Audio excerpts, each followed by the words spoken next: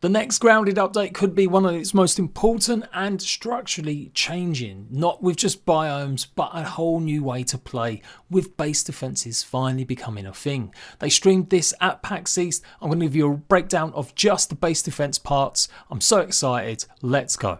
So that strange device that you see before you is called the Mix.r. There's going to be a bunch of these scattered across the yard. Once activated, they will summon waves of different bugs and insects to come and attack it.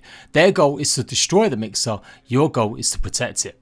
This update is going to be going to the public test branch around the 25th onwards for that week at some point. You'll be able to place defenses around these points and they're going to reward you with a whole bunch of science points. There may also be other rewards associated with them in the long term, but this is stage one. It's going to be refined and worked on, and the devs desperately want your feedback about how well it works and what ways you could improve it. If the bugs manage to destroy the Mix.r, then the waves will stop and they'll pretty much disappear. The bugs won't attack you, they'll simply go for the Mix.r once activated, unless obviously you're in the way.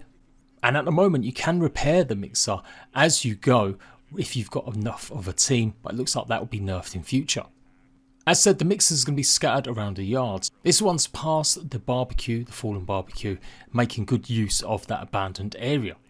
There's going to be one of these just behind the bird bath near the hedge on the floor. There's also going to be another one in the sandbox, judging by the looks of things in the sand castle, as well as one in the starting area and the haze. This one that the devs took part in was going to give them 2,000 science points as a reward. There's also going to be a new mutation associated with these. It's called Guard Dog and it's going to help increase some of your base stats if you complete these. This one just past again the barbecue grill is a mixture of black ants as well as mosquitoes. The second one they showed off was just behind the bird path in the hedge area, and that's going to have larvae and orb weavers. They also showed off some of the brand new base defense parts that we're going to be able to have, which were namely the burr kind of bombs. They're basically mines that you'll be able to place around the area and then activate them using some sort of spicy or again some more explosive damage, and these will set off any that are in the area to go obviously off when bugs are attacking. Really like the idea of this. I can't wait to see more. They didn't reveal all of the content that's going to be coming in this update. They did say there is going to be still some stuff they don't want to show off too much, so it's still going to be a surprise. You'll obviously need the burr and the fungal and maybe the brand new lint rope to craft these. They will also go ahead and obviously do damage to you as well, so you've got to be super careful. Once you've activated this trap, you have two bars. You've got the overdrive bar, which will fill up, and then you've got the health of it. So once the overdrive bar is complete, that's when you know you've completed the challenge. So you can kind of gauge and tell how far you've got to protect. It does look like there is a little bit of a gap between killing bugs. Once you've killed one wave of bugs, it'll have a few seconds or so before the next wave maybe spawns, and then they'll just simply go for it. Now you can see here with no defenses, it was a very different story compared to the first one. You can see quickly how much damage is being done already just by a few bugs. They did place it on woe mode, so that may also have a bit of an option with it as well. And this is not the only way that we're going to see or need base defenses in the future. The devs didn't go into too much detail, but they did mention that there will be some sort of faction-based wave defenses, or certainly once a base maybe gets a bit big, or if you've got multiple bases, you will maybe trigger a kind of attack from ants, and the ants will come and basically try and destroy your base. So you're going to have to be ready for that one. If you've ever played Conan Exiles, which is a bit different of a game, I suppose, but it's very survival-esque, of course, it's very similar. They have a purge system, and pretty much the game calculates who's got the biggest base, and it will go for one of the 2 or 3 top bases on a server. You always normally get a bar to show you that kind of progress, so I'm imagining that's going to be happening. Now, I didn't say that would be in as part of this first section, but it looks like that's going to be in the works in the future. As far as I got it right, remember I was watching this on stream, that's what I think is going to be happening. We're going to be getting the Mix.r first, but then in the future we may get this kind of idea of factions, these ants coming to attack you if your base gets too big. And I understand that some people are really concerned that this is going to affect them, how they enjoy their game. They don't want this kind of feature. Again, it does look like they are going to mitigate a lot of this with certain options to either reduce it, make it easy, or maybe even turn it off completely. But to me, this is one of the best features Grounded could implement. The game does get stale once you've been through it a good few times. You obviously explore the same similar dungeons, it's not procedurally generated, so it does increasingly get a little bit boring if you've played hundreds of hours. And lots of people love playing hundreds of hours in survival games, but there's always got to be something a bit more random to keep them playing. And so any kind of base defense mode is definitely something that adds more to the mix. 7 Days to Die has got thousands of hours of replayability because you can always load up a new procedurally generated map and try something fresh and new again. And likewise, other games, like I said, like Conan Exiles, benefit from the unpredictability sometimes of having these base defenses that liven up the experience, so it's not always just kind of safe or on your own terms. You'll have to build defenses, work out better ways how to stop the creatures getting in, and with an increase in the amount of traps, I think this is going to be one of the best features.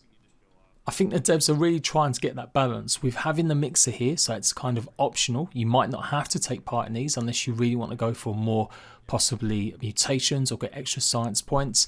And then yeah, hopefully they'll have some sort of option to limit what kind of attacks maybe will occur in the faction based defenses later. Now you did see there that once the mixer was destroyed, the creatures immediately go off and do their own business. So you won't have to worry about them still killing you. If you fail, that's it, they'll disappear. Any other of the combinations of creatures that might be at some of the other mixers, nor did they show off or talk about any of the other kind of traps we might be seeing. It's pretty clear you can build as close as you want, so you will be able to stop the mixer taking as much damage, hopefully, and I'm sure lots of people coming up all sorts of cheesy ways to really make it nice and easy. It'd be interesting to see how the guard dog mutation really implements things and gives you a boost to your stats. In regards to some of the other areas, they did mention that the sandbox may be one of the most challenging due to the fact it's harder to get certain resources over there, or you're certainly going to need to do a bit more work on getting them traps and base defenses ready. But with the increase to obviously stats, with the armor upgrades, as well as changes and adjustments to stamina usage, it does seem like the game is going to get a bit easier to compensate for more game modes like these. So there's a lot more info to go over, but I did just want to keep this video short and sweet, comparatively talking about the base defenses. I was really surprised to see him show off the explosion one, and I'm kind of hoping we're still going to get things like the honey and the ice traps that I've been showing you again recently that used to be in the game back in the day. I think we're going to get a lot of surprises with this, and I do believe once players get enough time trying it out, it's going to become one of the favourite little game modes to break the monotony of getting resources or doing certain dungeons and just have a bit of fun, also getting the rewards of extra science points.